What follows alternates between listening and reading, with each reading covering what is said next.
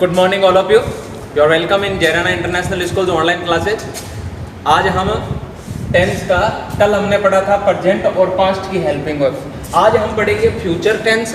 Future tense में कौन सी helping verb use होती है, इनमें कौन सी मेन वर्ब यूज होती है, और तथा जो हमने प्रेजेंट और पास्ट में हेल्पिंग वर्ब पढ़ी थी इनके साथ में कौन सा मेन वर्ब यूज होता है के बारे में आज हम पढ़ेंगे। जैसा कि हमने पढ़ा है कि फ्यूचर टेंस में संभावना व्यक्त होती है, उसमें सिर्फ पॉसिबिलिटी होती है। तो उस पॉसिबिलिटी को जाहिर करने के लिए इस फ्यूचर की इन चारों कंडीशन में, इन चारों एक्शंस में विल और शेल मॉडल का यूज होता है। चारों कंडीशन में मॉडल विल और शेल का यूज होता है। विल शेल, और कंटिन्यूज में भी विल और शेल, परफेक्ट में भी विल और शेल, और परफेक्ट कंटिन्यूज में भी विल और शेल। ये मॉडल है, हेल्पिंग वर्ब नहीं है। एक चीज और, हम इस हेल्पिंग वर्ब को हेल्पिंग वर्ब में ही यूज करते हैं। हम इनको मॉडल की तरह यूज नहीं कर सकते हैं, लेकिन हम मॉडल को हेल्पिंग वर्ब की तरह भी यूज कर सकते हैं। रूल्स नंबर ये होता है कि हेल्पिंग वर्ब का यूज सिर्फ हेल्पिंग वर्ब के लिए ही होता है, तथा मॉडल का यूज है हम मॉडल को मॉडल के रूप में या फिर इसको हेल्पिंग वर्ब के रूप में, दोनों के रूप में भी हम कर सकते हैं। और एक दूसरा रूल्स ये कहता है कि हेल्पिंग वर्ब के बाद में कभी भी मॉडल का यूज नहीं कर सकते हैं। हेल्पिंग वर्ब के बाद में हम मॉडल का यूज नहीं कर सकते हैं, लेकिन मॉडल के बाद में हम हेल्पिंग वर्ब का यूज कर सकते हैं। लेकिन वो हेल्पिंग वर्ब कौन सी होगी? यही हमारी auxiliary helping verb. Auxiliary helping verb कौन कौन सी? डू, बी और हैव। इन तीनों में से इन तीनों का यूज है, तीनों, इस डू का यूज नहीं होता है। डू का यूज है वो विदाउट कंडीशन वाले सेंटेंस में होता है, लेकिन अभी यहाँ पर एक संभावना की एक कंडीशन बन जाती है, तो इसलिए हम इनमें डू का यूज नहीं करेंगे। डू की जगह पर इस डू को हम मेन वर्ब में कन्वर्ट कर देंगे, बी का यूज करेंगे और हैव का यूज करेंगे, क्योंकि ये हेल्पिंग वर्ब हो गई। हेल्पिंग वर्ब दो प्रकार की होती है, एक होती है ऑक्सिलरी प्राइमरी और दूसरी होती है secondary helping verb. Secondary helping verb को क्या बोला जाता है? मॉडल बोला जाता है। अब फ्यूचर सिंपल, जैसा कि हमने कल पढ़ा है कि सिंपल विदाउट कंडीशन वाले सेंटेंस होते हैं, इसलिए इनमें हेल्पिंग वर्ब प्रयोग नहीं होगी और हम इसको मेन वर्ब के रूप में कन्वर्ट कर देंगे। अब विल, कंटिन्यूज, कंटिन्यूज कौन से नंबर का एक्शन? 2 नंबर का एक्शन होता है कंटिन्यू। तो 2 नंबर के एक्शन में हेल्पिंग वर्ब कौन सी यूज होगी? Be, is, are, am. ये प्रेजेंट बताते हैं, ये इज, आर, एम, ये बी के रूप हैं, ये बी का फॉर्म है, ये बी खुद नहीं है। तो अब हम कंटिन्यूज के लिए, फ्यूचर कंटिन्यूज के लिए यूज कर लेंगे इस बी का। ऑक्सिलरी हेल्पिंग वर्ब यूज कर रहे हैं, ये auxiliary is, are, am auxiliary helping verb नहीं है, was were auxiliary helping verb नहीं है, ये इस बी के रूप है, इस बी की फॉर्म है। तो कंटिन्यूस बताने के लिए हम यूज कर लेंगे बी। आगे आता है 3 नंबर का एक्शन। 3 नंबर का एक्शन कौन है? परफेक्ट। और 3 नंबर की हेल्पिंग वर्ब कौन सी है? हैव। इसीलिए विल और शेल के साथ में फ्यूचर परफेक्ट टेंस में हैव का प्रयोग होता है। विल हैव और शेल हैव। अब बोलते हैं कि सर हैव का ही प्रयोग क्यों हुआ? तो ध्यान रहे,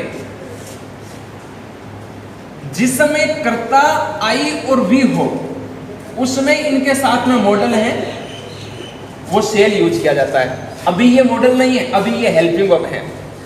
और तथा इन सब्जेक्ट्स के अलावा कोई भी अदर सब्जेक्ट्स होंगे तो उनके साथ में हेल्पिंग वर्ब विल का प्रयोग किया जाएगा। लेकिन जब हम इनको मॉडल में यूज करेंगे तब उस समय ये उल्टा हो जाएगा। मॉडल में यूज करेंगे तो आई और वी के साथ में मॉडल विल का प्रयोग होगा, सेल का प्रयोग नहीं होगा।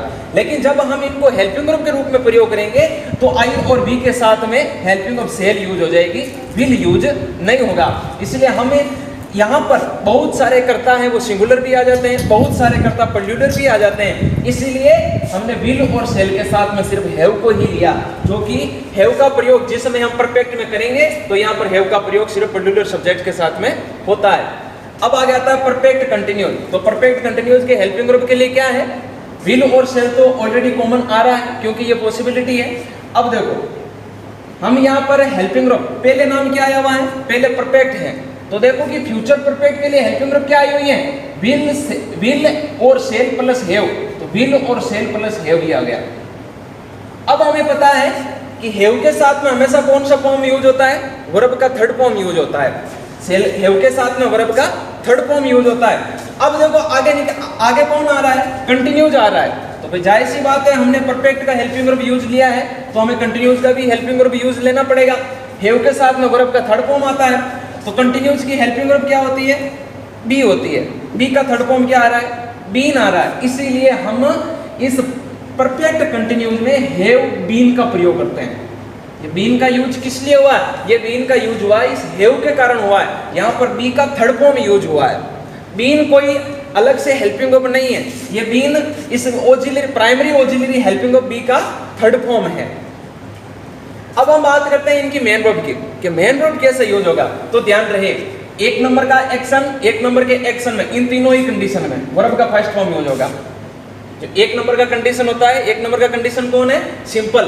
एक नंबर का फॉर्म कौन है, वर्ब का फर्स्ट फॉर्म। तो इसका मतलब ये हुआ कि इन तीनों ही प्रेजेंट सिंपल, पास्ट सिंपल और फ्यूचर सिंपल, इन तीनों में ही वर्ब का फर्स्ट फॉर्म यूज होगा। वर्ब फर्स्ट यूज होगी, इसमें भी वर्ब का फर्स्ट फॉर्म यूज होगा और फ्यूचर में भी, फ्यूचर सिंपल में भी वर्ब का फर्स्ट फॉर्म यूज होगा। बी, बी का मतलब होता है होना, अर्थात होना ये इंगित करता है कि ये कार्य लगातार है, ये कंटिन्यूज है। कंटिन्यूज कौन बताता है, कंटिन्यूज बताती है आईएनजी फॉर्म। आईएनजी का मतलब होता है हुए, अर्थात होते हुए, करते हुए, खाते हुए, पीते हुए। तो हम क्या करेंगे, बी के साथ में, अब आईएनजी किसके साथ में लगेगा, आईएनजी हमेशा वर्ब की फर्स्ट फॉर्म के साथ में लगता है, सेकंड फॉर्म के साथ में, थर्ड फॉर्म के साथ में आईएनजी का यूज नहीं होता है। तो मतलब क्या हुआ, प्रेजेंट कंटिन्यूज, पास्ट कंटिन्यूज और फ्यूचर कंटिन्यूज में मेन वर्ब क्या हो जाएगा, वर्ब के फर्स्ट फॉर्म के साथ में आईएनजी, वर्ब की फर्स्ट फॉर्म के साथ में आईएनजी और वर्ब की फर्स्ट फॉर्म के साथ में आईएनजी। चेंज क्या हो रहा है, सिर्फ इन हेल्पिंग वर्ब का फॉर्म चेंज हो रहा है। हेल्पिंग वर्ब वही है, सिर्फ इनका फॉर्म चेंज हो रहा है। क्यों, हमने देखा था कि प्रेजेंट सिंपल, इस पूरे के पूरे प्रेजेंट सिंपल में वर्ब का फर्स्ट फॉर्म का यूज होता है, किसमें, हेल्पिंग वर्ब में। पास्ट में हमने देखा वर्ब की सेकंड फॉर्म यूज होती है और मॉडल के बाद में हमेशा क्या आता है, वर्ब का फर्स्ट फॉर्म आता है। तो इस फ्यूचर में भी वर्ब का फर्स्ट फॉर्म यूज होगा। आप देख सकते हैं डू और डज, ये वर्ब का फर्स्ट फॉर्म है। इज आर एम वर्ब का फर्स्ट फॉर्म है। हेज हैव वर्ब का फर्स्ट फॉर्म है और यहाँ पर भी हेज हैव वर्ब का फर्स्ट फॉर्म है।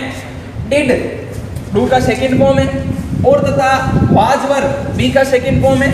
हेड हैव का सेकंड फॉर्म है, आ गया सेकंड फॉर्म। अब हमें क्या करना है, इन कार्य को बताने के लिए कि भाई कार्य हाथों हाथ खत्म हुआ या फिर कार्य आगे चल रहा है, क्या हो रहा है काम में, उस काम को पूर्णतया बताने के लिए हम according to helping of main verb का यूज कर रहे हैं। हेज और हैव कार्य क्या हो चुका है, खत्म, और हैव के साथ में कौन सा यूज होता है, वर्ब का थर्ड फॉर्म, मतलब प्रेजेंट परफेक्ट, पास्ट परफेक्ट और फ्यूचर परफेक्ट, इन तीनों में क्या हो जाएगा, वर्ब का थर्ड फॉर्म यूज हो जाएगा।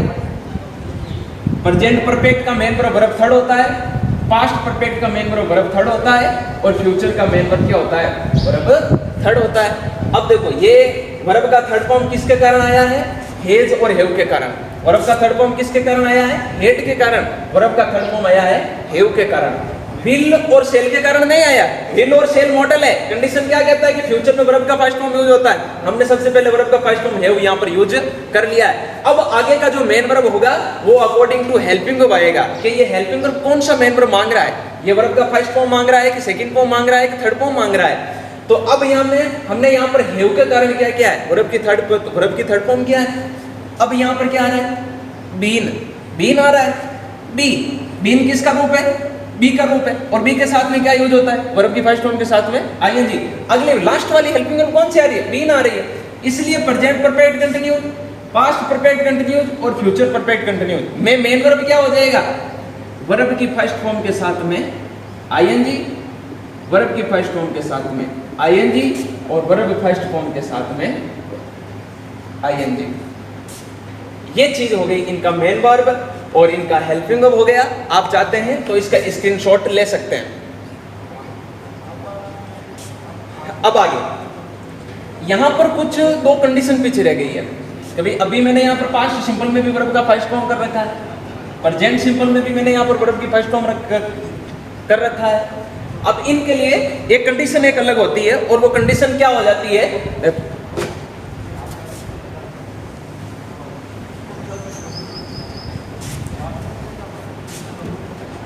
Present simple.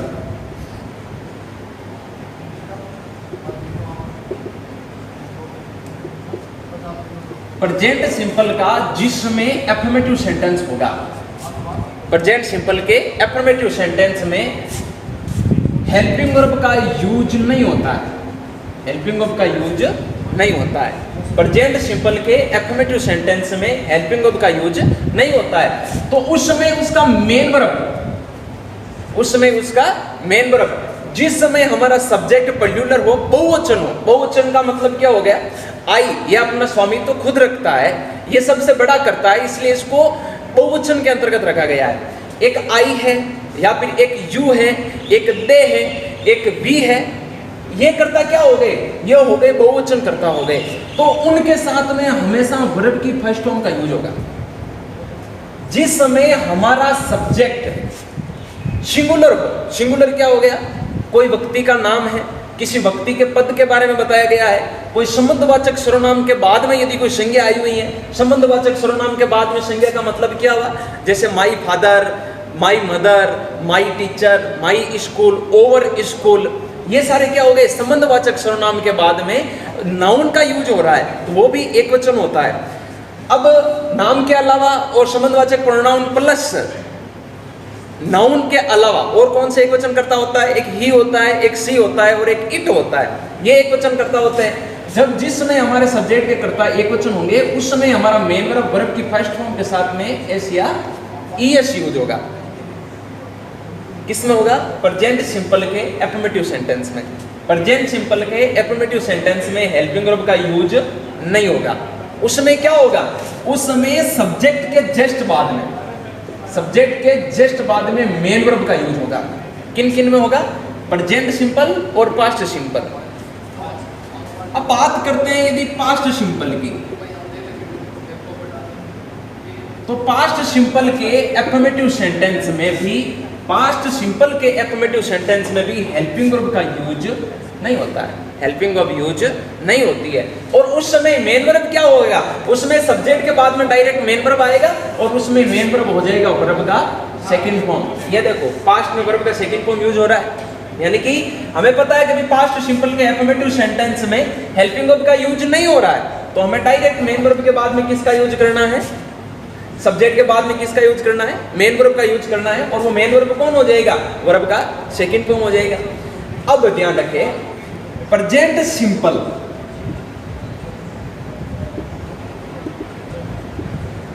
प्रेजेंट सिंपल के नेगेटिव सेंटेंस में, प्रेजेंट सिंपल के नेगेटिव सेंटेंस या फिर इंट्रोगेटिव सेंटेंस, या फिर इंट्रोगेटिव सेंटेंस, इन सेंटेंस में हेल्पिंग वर्ब का यूज होगा। और उस समय हेल्पिंग वर्ब कौन सा हो जाएगा, डू और डज, डू और डज हेल्पिंग वर्ब यूज होगी।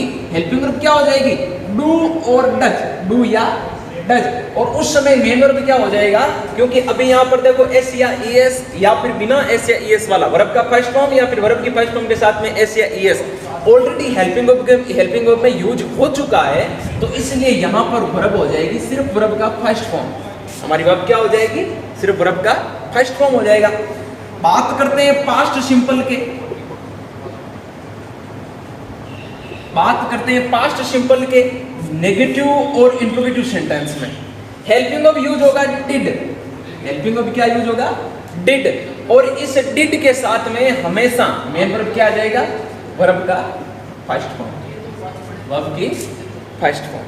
अब देखो तो इसका मतलब क्या हुआ, प्रेजेंट सिंपल, प्रेजेंट सिंपल का मेन वर्ब है वो वर्ब की फर्स्ट फॉर्म के साथ में एस या ईएस भी होता है। ये कब होता है, जब हमारा सेंटेंस साधारण हो, जब हमारा सेंटेंस सकारात्मक हो, उस समय एफर्मेटिव सेंटेंस हो, उस समय वर्ब की फर्स्ट फॉर्म के साथ में एस या ईएस लगता है।